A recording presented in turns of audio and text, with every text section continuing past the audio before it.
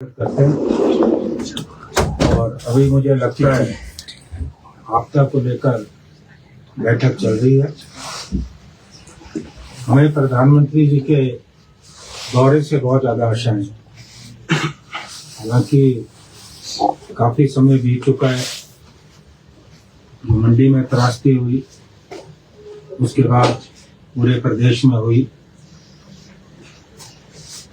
हमें लगता था कि हिमाचल को जल्दी ही केंद्र सरकार से मदद मिलेगी। हिमाचल को विधानसभा में सभी दलों ने मिलकर, पक्ष और प्रतिपक्ष ने मिलकर आपदाग्रस्त राज्य की घोषणा की और केंद्र सरकार ने सबसे मिलकर गुहार लगाई कि हिमाचल में जो नुकसान हुआ है उसकी भरपाई जो है केंद्र सरकार का। प्रधानमंत्री जी आ जाए, उनके सम्मुख पूरे फैक्ट्स रखे जाएंगे, प्रेजेंटेशन जो है दी जाएगी और वो खुद भी जो है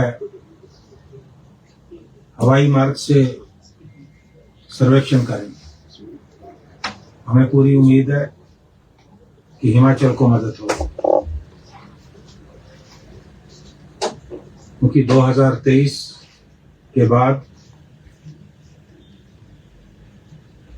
ये फिर से एक बहुत बड़ी आपदा हमारे प्रदेश में आई है।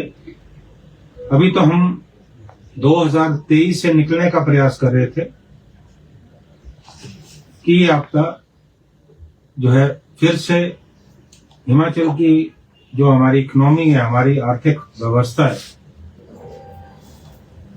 उस व्यवस्था को तहस-नहस जो है इस आपदा ने कर दिया है।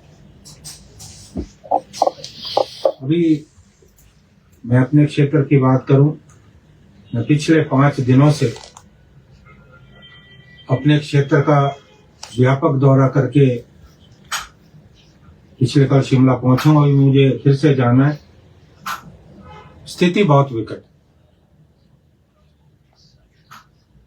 क्योंकि मैंने स्वयं जाकर देखा कि किस तरह से सड़कें हमारी टूट गई हैं। हमारे जो राष्ट्रीय राजमार्ग हैं, उन राजमार्गों की स्थिति भी ठीक नहीं है। ऊपर से हमारा सेब का सीजन जो है अंतिम चरणों में, और पूरी कोशिश हम कर रहे हैं कि जहां भी सेब बचा है वो मार्केट तक पहुंच पाए। वैकल्पिक व्यवस्था की गई है और मुझे उम्मीद है कि 1-2 दिनों में तमाम जो रास्ते बंद पड़े हैं वो खोल दिए जाएं, बशर्ते जो बारिश है वो थम जाए। क्योंकि बहुत सारी जगह पे परिस्थितियां ऐसी बन रही हैं कि आप एक तरफ से रास्ता खोलते हो, रोड खोलते हो, और दूसरी तरफ से बंद हो जाता है। ये प्रकृति के साथ जो खेल है ये लगातार चल रहा है। लेकिन हमारे जो ऑफिसर्स हैं, चाहे पीडब्ल्यूडी विभाग के हैं, हमारे जल शक्ति विभाग के हैं, बिजली विभाग के हैं, पूरी मुस्तैदी से काम करें। अभी जो मेरा दौरा नारकंडा क्षेत्र का हुआ, उसके बाद ठेव क्षेत्र का हुआ, सारे के सारे ऑफिसर साहिबान मेरे साथ थे और स्वयं हमने आपदाग्रस्त क्षेत्र में जाकर जायजा लिया, लोगों से बात की और तुरंत प्रभाव से जो जरूरी निर्देश थे वो हमने दिए। मैं एक बात के लिए भी प्रशंसा करना चाहूंगा अपने क्षेत्र के लोगों की, कि लोग खुद भी निकल कर आए। हमारे कई वॉलंटियर्स ने, हमारे जो जल शक्ति विभाग के कर्मचारी हैं या हमारे बिजली विभाग के कर्मचारी हैं, उनका सहयोग किया और मुझे लगता है कि ये जो भावना है बहुत अच्छी है, और खासकर ऐसे मौके पे हमारे जो लोग हैं वो स्वयं सेवक बनकर विभाग के साथ अगर निकल कर आएंगे, लोगों की मदद करेंगे, तो निश्चित तौर पे उसका जो है बहुत ज्यादा फायदा होगा, और जिस काम में समय लग रहा है उस काम को हम जल्दी में जो है निपटा सकते हैं। अभी तो हमें केंद्रीय मदद की दरकार है। मुझे लगता है कि इस समय सरकार को अल्पकालिक व दीर्घकालीन योजना की जरूरत है। एक तो फौरी तौर पे हमें अभी जब जो करना है, हमें रास्ते खोलने हैं, बिजली की आपूर्ति सुनिश्चित करनी है, पानी लोगों जहाँ कट गया है वहां लोगों तक पहुंचाना है। एक हमें दीर्घकालीन योजना की भी जरूरत है, क्योंकि एक बात मैंने जाकर देखी कि हमारी जो सड़कें हैं उन सड़कों की गुणवत्ता को बढ़ाने की जरूरत है। पानी की निकासी का प्रबंधन बहुत कमजोर है। ज्यादातर सड़कें हमारी इस वजह से भी खराब हुई, हमारे घर ढह गए, क्योंकि सड़कों का पानी जो है वो गांव में घुस गया, क्योंकि पानी की निकासी की कोई व्यवस्था ठीक नहीं थी।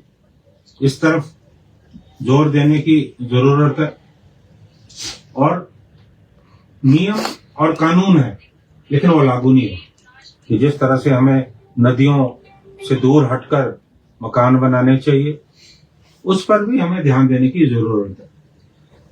और अगर जहाँ खनन हो रहा है या लगता है जंगल कट रहे हैं, क्योंकि पर्यावरण की तरफ भी ध्यान देने की जरूरत है। ये बात सही है कि मौसम में परिवर्तन हो रहा है,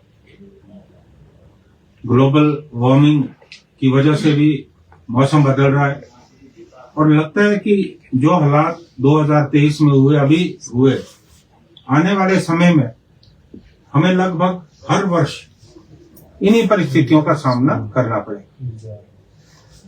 इन परिस्थितियों के लिए भी हमें जो है तैयार रहने की जरूरत है। जो भी हमारी पॉलिसीज बने वो आज की जो वर्तमान परिस्थितियां उनको देखकर बने। मकानों में हमें स्ट्रक्चरल डिजाइनिंग को और ज्यादा मजबूत करने की जरूरत है। मुझे लगता है कि जो भी सरकार की योजना बनेगी उसमें इन सब बातों को शामिल करने की जरूरत है। और कुछ क्षेत्र हमारे बराबर धंस रहे। आज भी अभी खबर आई कि निर्मंड में भूस्खलन हुआ है, कुछ मौतें भी हुई हैं, लोग भी दबे। तो ये बहुत दुख का विषय है। हमारा जो जूलॉजिकल डिपार्टमेंट है, JSI, zoological survey of India, उनसे भी हमें बराबर तालमेल बनाने की जरूरत है। And we have to identify दो स्पॉट्स जहां पर जो है लगातार भूस्खलन हो रहा है। तो हमें जो है उनकी सेवाएं लेने की भी जरूरत है। और अभी तो हमारा प्रयास इस बात को लेकर है कि जहां भी हमारा बचा सेब है वो हम मार्केट तक पहुंचाए। एक इशू जो बार बार आ रहा है कि HPMC ने बहुत सारी जगह मंडी मध्यस्थता योजना के तहत अपने स्टोर खुले हैं, लेकिन अभी तक कई जगह से लिफ्ट नहीं हो पाया से, क्योंकि अभी वैकल्पिक व्यवस्था है। छोटी गाड़ियां लगभग हर जगह से चल रही है। तो आज भी मेरी HPMC के जो बड़े अधिकारी हैं उनसे बात हुई, और हमारे जो हॉर्टिकल्चर विभाग के सचिव हैं उनसे भी मेरी बात हुई। तो मैंने उनसे आग्रह किया है कि उस सेब को उठाया जाए, और जहां पर भी ये केंद्र खोले गए हैं उन केंद्रों से जो है सेब को उठाने की व्यवस्था होनी चाहिए, क्योंकि सड़क बंद होने के कारण बहुत सारी जगह पे ये केंद्र बंद कर दिए गए। इससे भी लोगों को जो है बहुत ज्यादा समस्या आ रही है। मुझे अधिकारियों ने सुनिश्चित किया है कि वो इस बात को गंभीरता से ले रहे हैं और जल्दी ही वो इसका कोई हल निकालेंगे। और मैं जो हमारे हॉर्टिकल्चर मिनिस्टर हैं, मुख्यमंत्री हैं, उनसे भी इस बाबत मैं बात करने वाला हूं, क्योंकि आज मुझे मालूम है कि मुख्यमंत्री जी भी धर्मशाला में बिजी हैं